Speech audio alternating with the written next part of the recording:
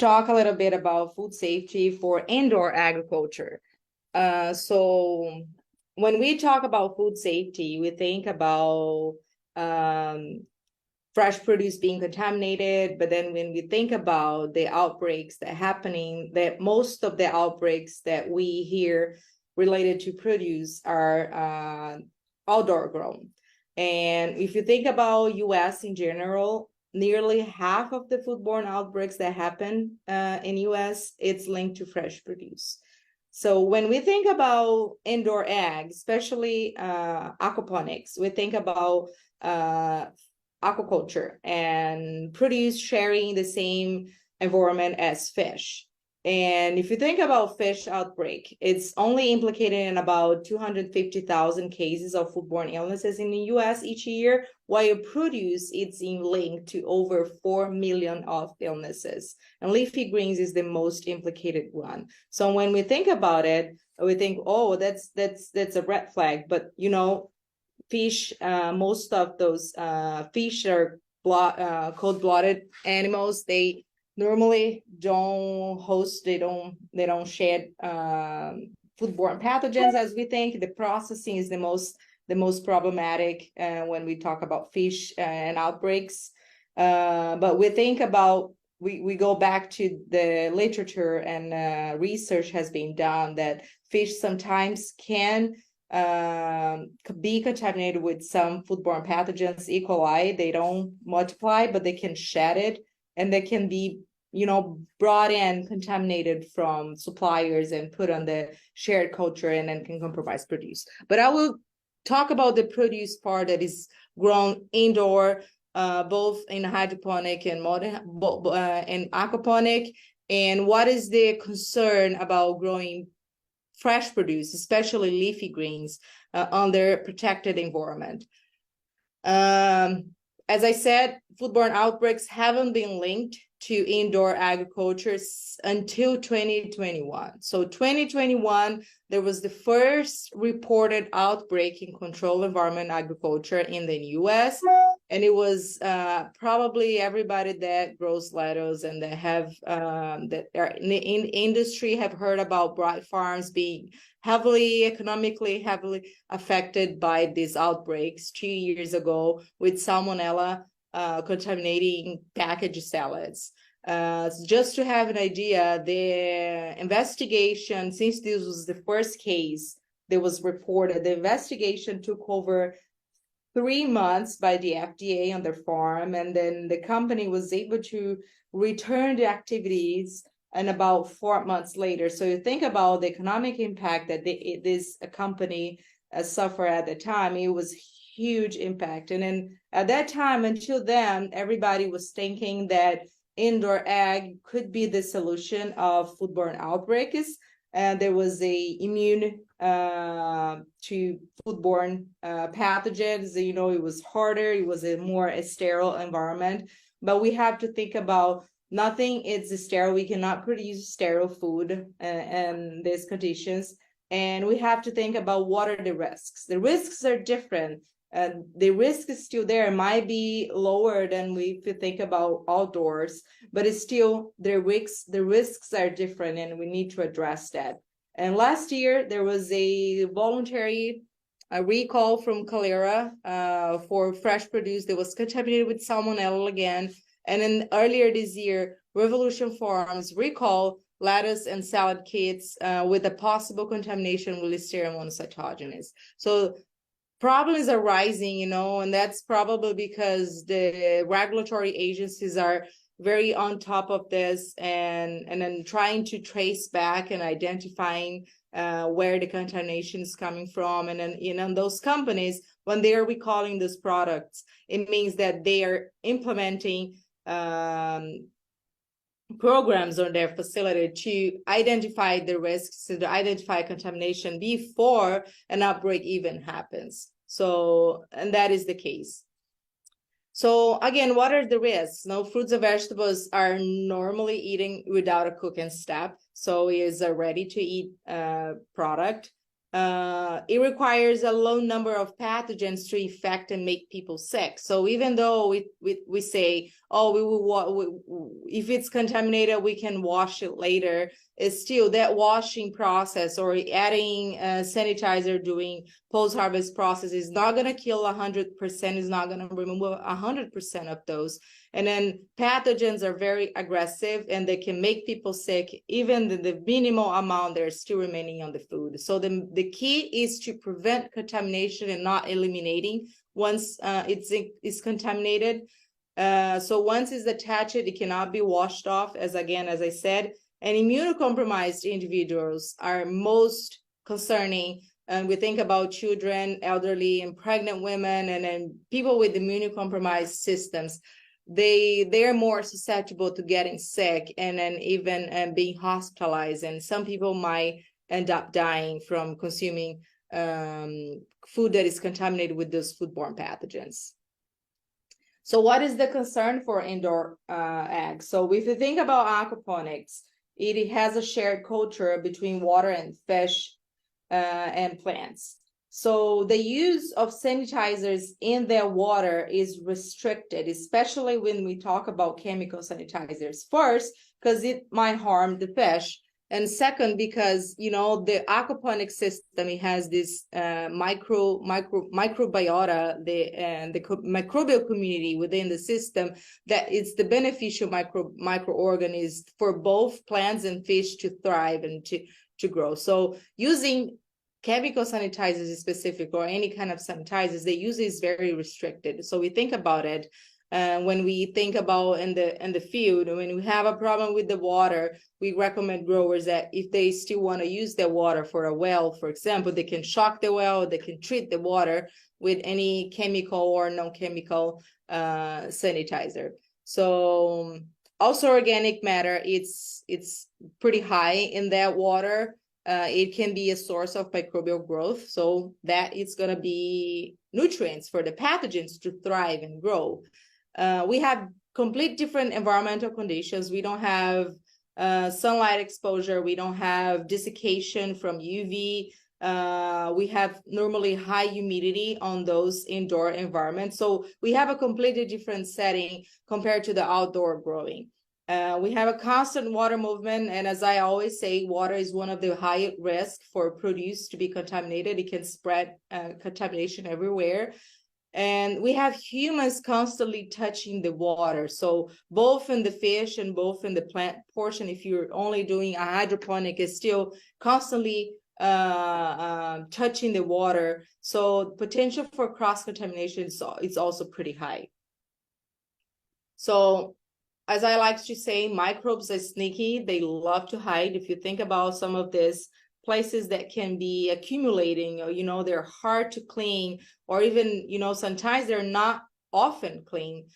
So microorganisms, they can hide on those places. They can form the biofilms. You know, if you see those second picture, those slimy, it can accumulate there, and pathogens can be shedding and can be sticking to that portion. And now if you can see lettuce or those produce, they grow pretty close to some of, you know, to this contact area. So we call food contact surfaces. So if you think about it, we need to think about the design of the operation, the cleaning frequency, and where we can find, you know, how the strategy that we can minimize the risks. Yeah, see, so here are some of examples where they can hide, you know. And so where we have to look at it. So there are some potential points of contamination that I will discuss here pretty brief, and where we can look at into. So worker health and hygiene is pretty important. Soil amendments, add water, animals and pests, and clean and sanitation. So let's talk about worker health and hygiene first. So workers directly handle the crops and at several stages of production.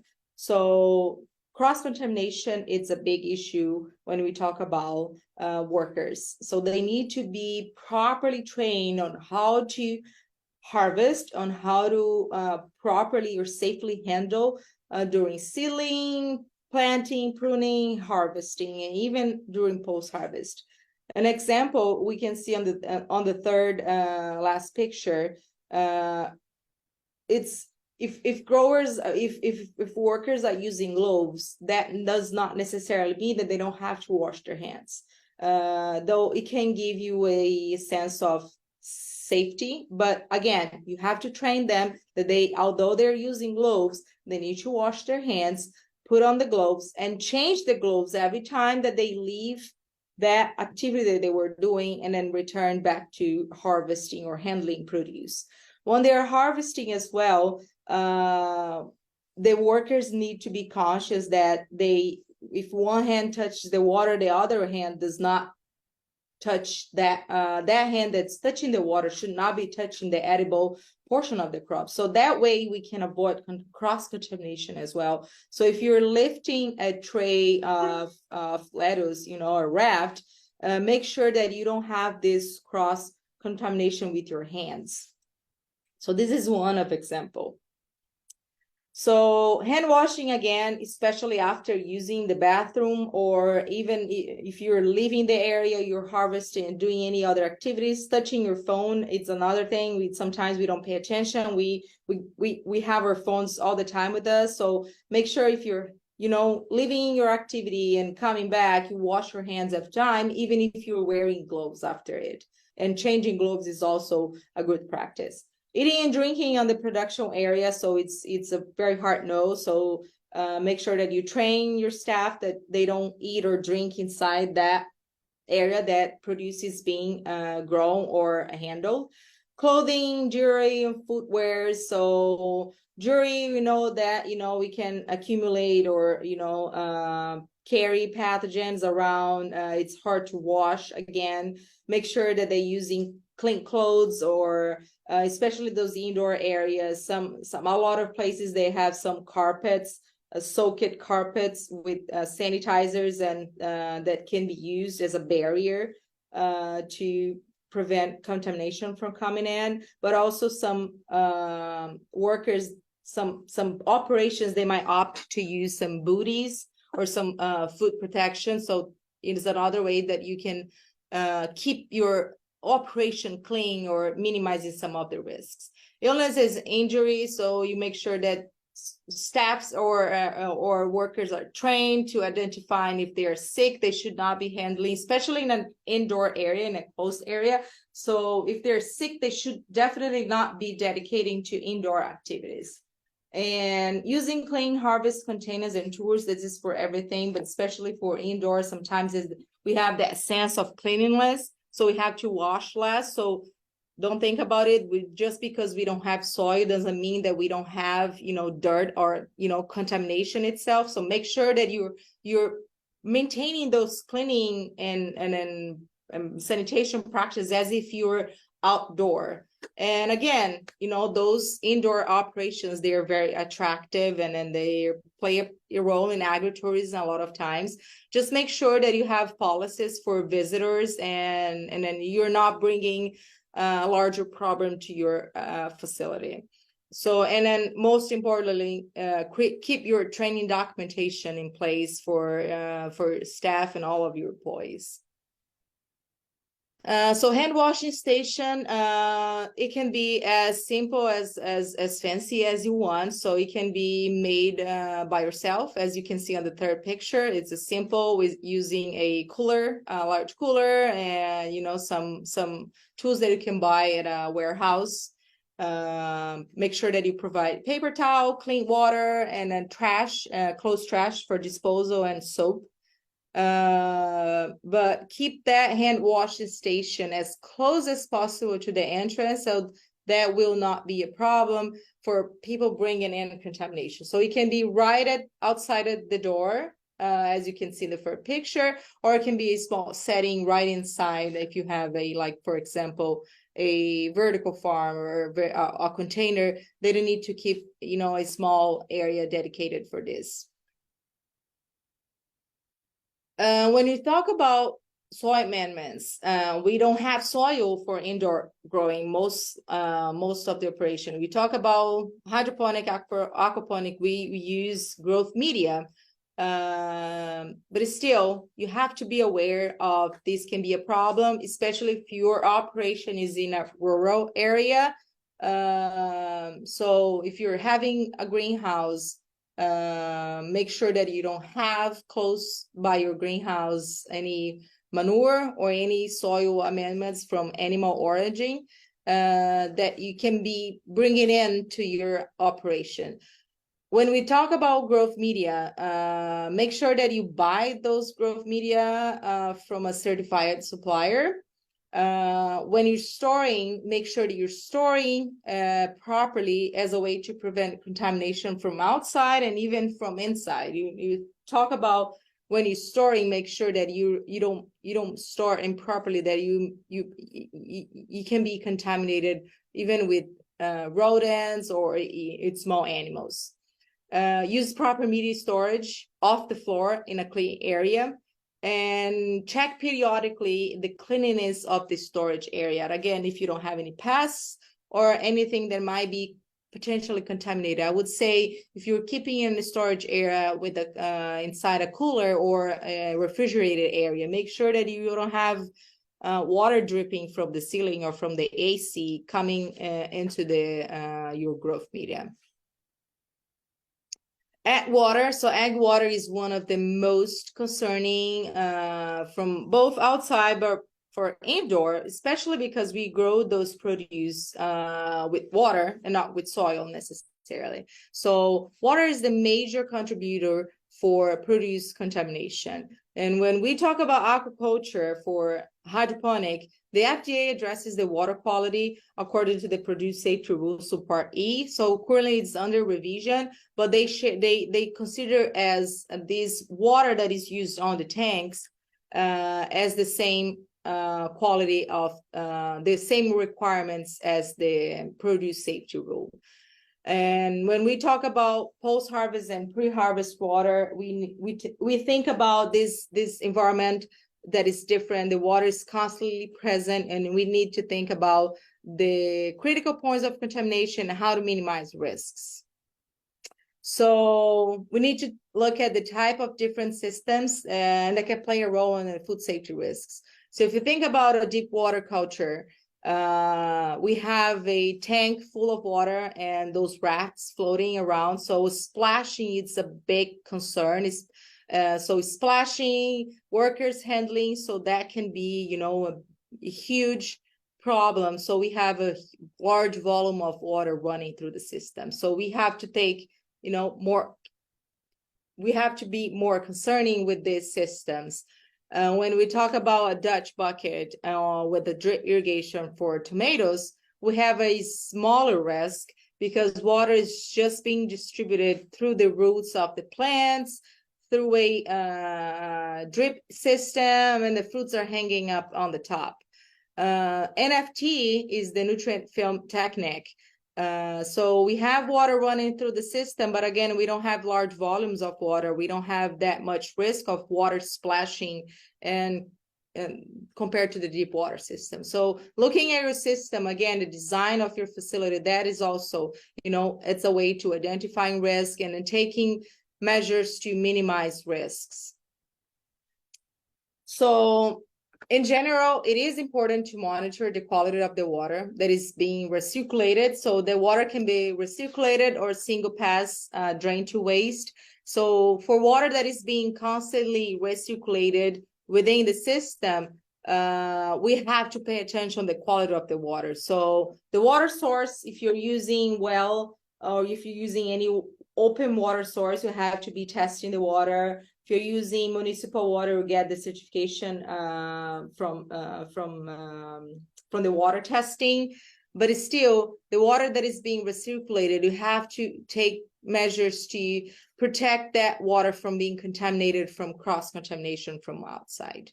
So attention to the water that is used for greenhouse evaporating coolers. So in this picture, we can see sometimes they use this sprinkler system inside the greenhouse to cool down. So this water is also needs to meet the quality, the quality parameters for agricultural water for safety. So think about that water. Sometimes you say, oh, I just have an FT system, I don't, or Dutch bucket, so that water is not being a major concern for me. But then you use those sprinklers to cool down your greenhouse, and this water is directly contacting your produce. So the best way to to keep your water quality and monitoring this is testing your water. So as I mentioned, cross-contamination is a huge problem. So this is it's a illustration from a publication that is clearly show how to, good techniques for harvesting. So the first picture, one hand that touches the produce does not touch the water. And so in the second picture, again, touching the water is a high risk because you might touch the edible portion of it. So, make sure you're training your staff to identify the best practices on how to harvest produce and safely. And again, if you're harvesting produce, lettuce, for example, and keeping the root system, you have to, be conscious this is a high risk practice, and then take measures to, making sure that the water you're growing the produce is definitely not being a problem, it's not being contaminated. Again, you can do water testing or even implement some water treatment systems if you're using hydroponic. So a good example is installing a UV system within your water system. So the post-harvest water, so testing and documentation, if you're using any water to wash produce after you harvest, documentation of testing or sanitizer you're adding to the water. Develop SOPs for water use, any temperature, and then schedule change for the water, any antimicrobial you're using, especially if you're being certified by GAP. If you're adding any treatment to the water for recirculated water, make sure you're validating that water, that treatment you're adding to your operation. So it needs to be installing a system. You have to validate, monitor, and make sure that the system effectively works on acting as a sanitizer treatment or water treatment, and monitoring throughout the time. When we talk about pests and animals, we don't have, you think about a greenhouse operation or vertical farm or even a warehouse, we don't think about large animals. We don't have problems with deers, with cows, but we have problems sometimes with small animals that we don't think about, but they can be a huge problem. Lizards or reptiles, they do carry salmonella or even other foodborne pathogens that can be transferred to food. Or mice, it's those small rodents, they can get into these indoor facilities and that can be a huge risk. So preventing animals from entering the greenhouse or those operation is a big key to to pay attention. Another thing is domesticated animals, so dogs and cats. It is a big no, because they do carry foodborne pathogens like us. So they are mammals. They can carry E. coli, salmonella, or any other foodborne pathogens that can be transferred to the produce. Pay attention to bird nesting on the ceiling, especially in the greenhouse. So make sure that you take measures to prevent that, or if you have an issue with this, make sure that you take corrective measures to remove that from your area. And also adjacent land. So you might not have problems with your indoor, but you have cows outside, and you have large operation, small operations for animals outside, or even if you have domesticated animals, make sure that it does not pose a cross-contamination risk. So people handling livestock outside or animals outside, make sure that they are trained to be, change their clothes or wash their hands, or any necessary measures that can take to prevent from bringing that in, the contamination from outside to inside. So the best way is to keep a pest control program in place so you don't have problems with this small animals specifically, but not the case with the first picture. So make sure that you have a proper pest control on your operation that will not also pose another risk. So in this case, we can have this even chemical hazards on amongst their food. So make sure that you have a proper pest control program on your operation. And cleaning and sanitation, it's a big part of especially indoor ag. So make sure that you're implementing a cleaning and sanitation program for food contact surfaces and equipment. So for example, rafts, tanks, and then all of these NFT channels and pipes, sealing trays, they make sure that you're cleaning and sanitizing on a routine schedule. I know for rafts, for example, you will have to change them every season, but make sure that you're not keeping them, not reusing them, or keeping them being a problem to your operation, because it can biofilm can build up and microorganisms can hide on those surfaces. So make sure every time you can pull that out or disassemble, you clean and sanitize it so you prevent the buildup of organisms and further cross-contamination. And equipment and tools that are used frequently, especially for harvesting, you make sure that you clean them every time you use it. Or any equipment that tools that are difficult to clean, sometimes you have to replace them. If the channel rafts there get too old or difficult to clean over time, or even the trays or the rafts, you have to make sure that you have to change them eventually. Facility system and design, we recognize that each of these operations are unique.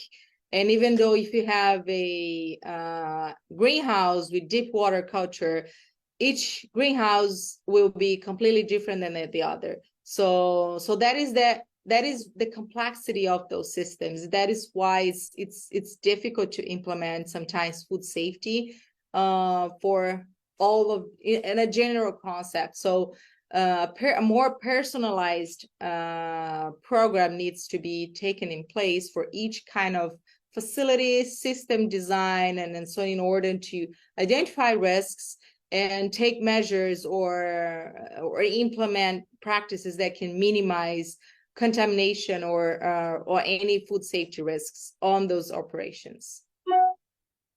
So I could talk here forever about food safety, especially for indoor ag. Just have 20 minutes or 30 minutes here. So I just made a broad summary of some of the risks, how different those systems are from the outdoor growing. So that's a way that we can think about it. Again, those systems are different and the risks are different. So workers training is one of the most critical piece of this. So workers must be trained properly to identify those risks. And preventing contamination during the growing is critical for food safety for both indoor and outdoor. And again, recognize that controlled environment agriculture are not immune to microbial contamination. And you've seen the recalls happen and an outbreak happen recently. So we need to be cautious that you need to identify the risks and work with your extension folks or local authorities so they can provide guidance and education for you for how to identify those risks and to be better trained and in order to prevent any contamination. Here's my contact. So if you have any questions regarding this, don't hesitate to contact me, and I'm open for questions. Or thank you all for listening.